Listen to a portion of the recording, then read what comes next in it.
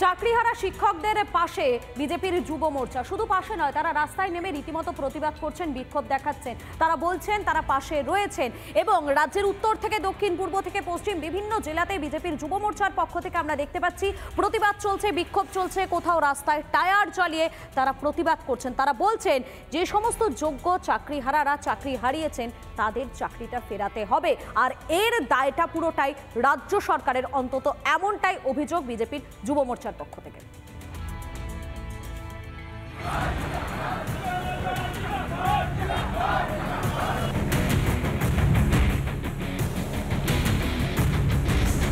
রাজ্যে দুর্নীতিতে চাকরি হারা প্রায় 26,000। চাকরি হারা শিক্ষকদের সমর্থনে পথে নেমেছে বিজেপি।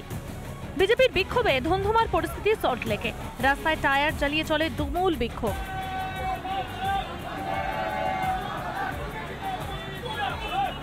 বিজেপি কর্মী সমর্থকদের বাঁধা টেনে হিচড়ে প্রিজন ভ্যানে তুলল পুলিশ।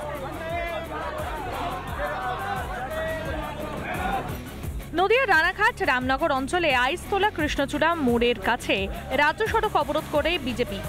চলে রাস্তা অবরোধ করে বিক্ষোভ। রাজ্যের মুখ্যমন্ত্রীর সঙ্গে বৈঠকের পরও ভরসা করতে পারছেন না চাকরিহারা শিক্ষকেরা। প্রধানমন্ত্রী ও রাষ্ট্রপতির দ্বারস্থ হওয়ার ভাবনা তাদের। আজ মালদার ইংরেজ ভবন বিধানসভার বিজেপি বিধায়ক শ্রীডপা মিত্র চৌধুরীর সঙ্গে দেখা করেন চাকরিহারারা। আরামবাগের দৌলতপুরের কার্যালয় থেকে মিছিল করে বিজেপি।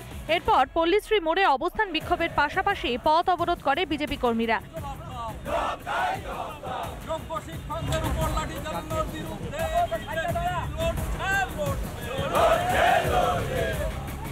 আরামবাগ বর্ধমান, আরামবাগ বাঁকুড়া সহ আরামবাগ মেদিনীপুর রাজ্য সড়ক অবরুদ্ধ হয়ে পড়ে।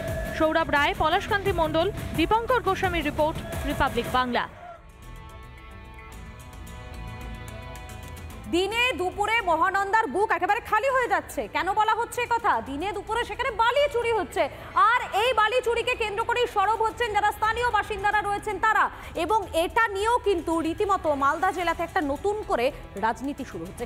কেননা এই বিষয়ে অভিযোগের তীর শাসক দল তৃণমূল কংগ্রেসের বিরুদ্ধে, এবং সেই অভিযোগেই সরব হয়েছে বিজেপি নেতৃত্ব। যদিও অভিযোগ মানতে নারাজ রাজ্যের শাসক দল তৃণমূল কংগ্রেস। দেখুন,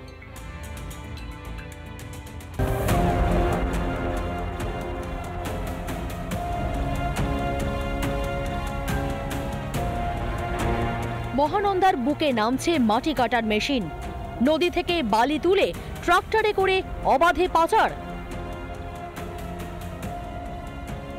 দিনের পর দিন প্রকাশ্যে এভাবেই দেদার বালি চুরি। এ ছবি মালদার ইংরেজ বাজারের যদুপুর 2 নম্বর গ্রাম পঞ্চায়েতের রায়পুর এলাকার। স্থানীয়দের দাবি, দীর্ঘদিন ধরে চলছে বালি মাফিয়ার দৌরাত্ম্য। মাঝে পুলিশে ধরপাকড়ে কয়েকদিন বন্ধ ছিল, এখন আবার যে কে সেই। এর আগেও কেটেছে, কিন্তু এবারকে আমি প্রথম দেখছি যে 4-5 দিন হয়েছিল নামাল ছিল, দিয়ে পুলিশে ধরে নিয়ে গেছিল। নদীতে মাটি কাটার মেশিন নামা নিষিদ্ধ, কিন্তু কে শোনে কার কথা? অভিযোগ, এসবের পেছনে রয়েছেন এলাকার তৃণমূল নেতা, যিনি এলাকায় নাকি জুলুম নামে পরিচিত। ওই সামনে স্টক করছে। স্টক করছে? কে করছে? জুলুম। হ্যাঁ, জুলুম।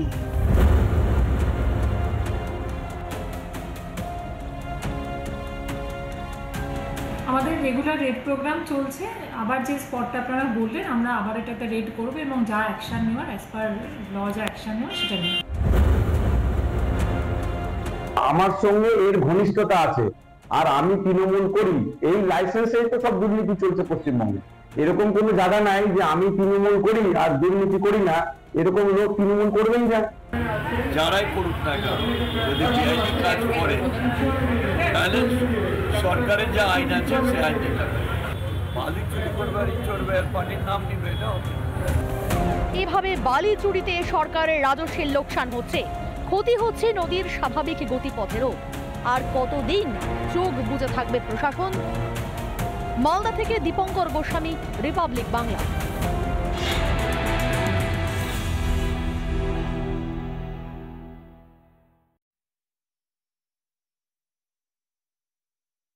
নানা ধরনের কন্টেন্ট দেখার জন্য লাইক করুন, শেয়ার করুন আমাদের ফেসবুক পেজ, সাবস্ক্রাইব করুন আমাদের ইউটিউব চ্যানেল। পাশাপাশি অন্যান্য ব্রেকিং নিউজের জন্য অবশ্যই চোখ রাখুন রিপাবলিক বাংলায়।